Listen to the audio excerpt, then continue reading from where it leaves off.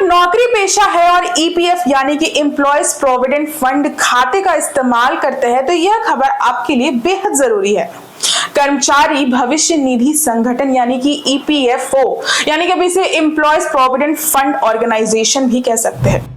कर्मचारी भविष्य निधि संगठन ईपीएफओ ने अपने ऑनलाइन सिस्टम को अपग्रेड करने के बाद यूएएन यानी कि यूनिवर्सल अकाउंट नंबर से जुड़ी दो अहम सेवाओं में बड़ा बदलाव किया है। अब इन सेवाओं का लाभ ईपीएफओ की वेबसाइट से नहीं मिलेगा, बल्कि इन्हें केवल उमंग यानी कि UMANG उमंग ऐप के जरिए ही पूरा किया जा सकेगा।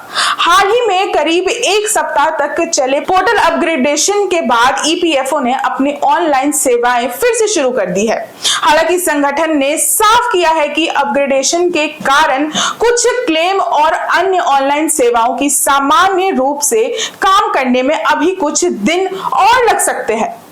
इस बीच ईपीएफओ ने यूएएन से जुड़ी दो सेवाओं को अपने वेबसाइट से पूरी तरह हटा दिया है। अब वेबसाइट पर नहीं मिलेगी ये दो सेवाएं। ईपीएफओ ने जिन दो सेवाओं को पोर्टल से हटाया है उनमें शामिल है यूएएन एक्टिवेशन। नया यूएएन जनरेट करना। अब कर्मचारी इन दिनों कामों के लिए ईपीएफओ पोर्टल का इस्तेमाल नहीं कर पाएंगे।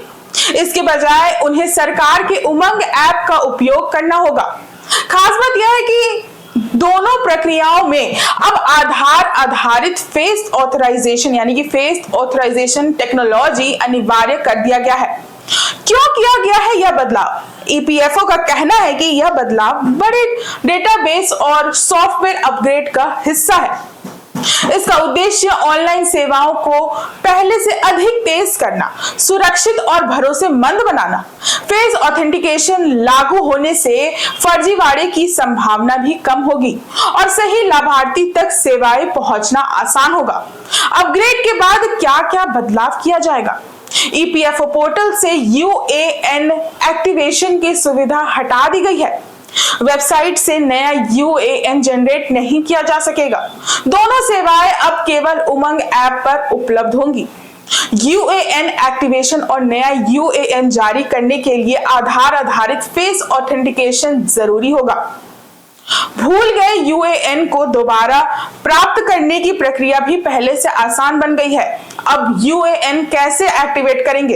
अगर आपका यूएएन अभी तक एक्टिव नहीं है तो अब यह प्रक्रिया उमंग ऐप के जरिए पूरी करनी होगी। स्टेप बाय स्टेप प्रक्रिया क्या है, चलिए आपको समझाते हैं। पहला स्टेप, गूगल प्ले स्टोर या एप्पल ऐप स्टोर से उमंग ऐप डाउनलोड करें। ऐप खोलकर ईपीएफओ सर्विस पर जाएं। Face authentication based UAN service section में यूएएन एक्टिवेशन विकल्प चुनें। आधार आधारित फेस ऑथेंटिकेशन पूरा करें। स्क्रीन पर दिए गए निर्देशों का पालन करते हुए प्रक्रिया पूरी करें। नया यूएएन कैसे जनरेट करें? अब सबसे बड़ा सवाल सबके मन में यह होगा कि नया यूएएन कैसे जनरेट करें? यदि आपको पहली बार यूएएन की जरूरत है तो अब यह काम भी उमंग ऐप से ही होगी। प्रक्रिया इस प्रकार है कि उमंग ऐप खोलें, ईपीएफओ सर्विस चुनें, यूएएन अलॉटमेंट एंड एक्टिवेशन विकल्प पर क्लिक करें।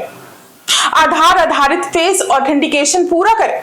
स्क्रीन पर दिए गए निर्देशों का पालन करके नया यूएएन जनरेट करें। कर्मचारियों के लिए क्या है इसका मतलब? देश भर में करोड़ों कर्मचारी ईपीएफ खाते का उपयोग करते हैं।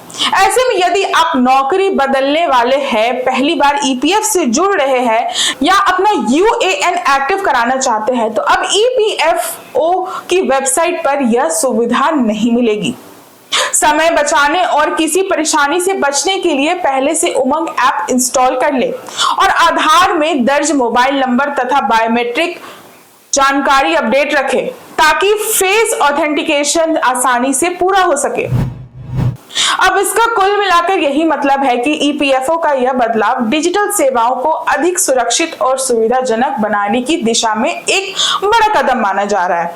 हालांकि शुरुआती दिनों में कुछ उपभोक्ताओं को नई प्रक्रिया अपनाने में समय लग सकता है, लेकिन आगे चलकर इससे यूएएन से जुड़े काम पहले से अधिक सरल और सुरक्षित होने की उम्मीद है।